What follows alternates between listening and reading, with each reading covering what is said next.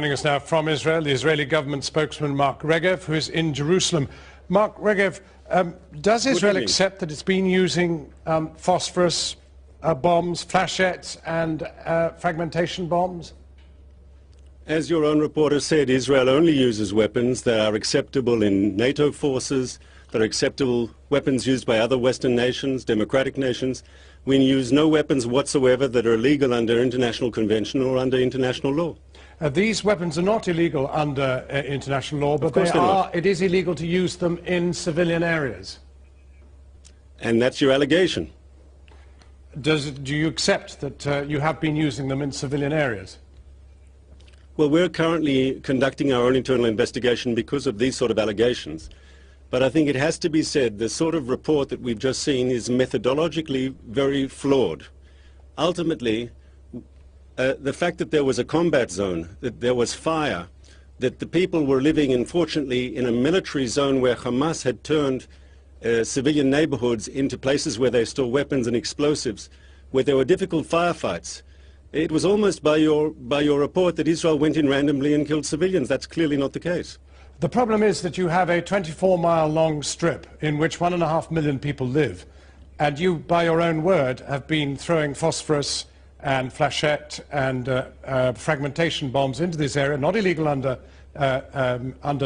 international law, but nevertheless illegal to be put into civilian areas, and you knew them to be civilian. First of all, we're investigating because we take such allegations extremely seriously. But let's be clear here. You have to be very careful because Hamas controls the Gaza Strip, unfortunately, but they do. And when a reporter comes in, even a very good reporter from Channel 4, everyone he speaks to, afterwards when Channel 4 leaves, Hamas is still there. And for someone to say, well, the Israelis targeted my house because Hamas was shooting rockets from it, or in my basement Hamas had forcibly... I mean, to be fair, sir, it's very difficult for anyone to get true information where Hamas has this regime based on internal terror. You know, Mr. Regev, since the war is over, there are numerous reports of Hamas shooting people who have been talking out of line, of shooting in the leg political dissidents and so forth. It really is a regime of terror. With respect, Mark Regev, you can say how much you like about how many people have been shot by Hamas. I'm afraid these are injuries that have been shown to us by the people who have suffered them. They can't make them up, and they can't be forced to reveal them by Hamas. They showed them to our cameraman and to our reporter, and he has put them out. And Amnesty International I think that's a bit naive.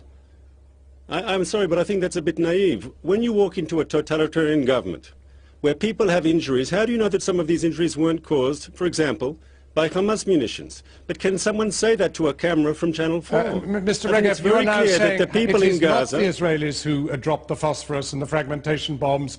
It is Hamas. Is that right? Is that your allegation?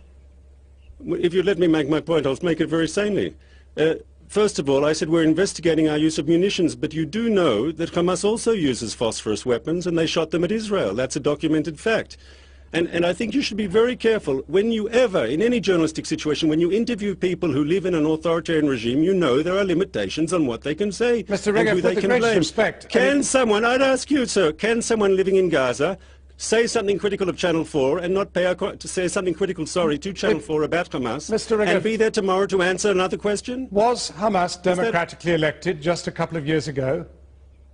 Correct, and then they took over a military coup and they ruled Gaza by terror. Ask Amnesty International. Mr. Regev, I need to clarify this tonight because clearly the evidence you're giving us must be given to the war crimes investigations that are being carried out in Gaza. You are saying that our evidence of flashettes, of phosphorus bombs, of fragmentation bombs, of shells that hit balconies and then spewed shrapnel around the walls, these things were done not by Israel, but by Hamas, correct?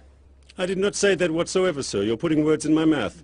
All I said was any objective journalistic or otherwise investigation is extremely difficult to do in a situation where people are not free to give evidence of what they saw. Mr. Regev, I can assure you that Mr. Miller has been in very many conflicts, Congo and many others, and is extremely experienced and has moved perfectly freely around that territory. There is no question of his having been strong-armed by Hamas, or indeed the people that he has spoken to having been strong-armed by Hamas. As you well know, Hamas is virtually in hiding when it comes to these situations. Not anymore. They came out since the fighting started, and they've been taking their revenge very strongly against their political opponents, as we've been documented. But can Mr. Miller walk down the street in Syria and ask people, do they like President Assad?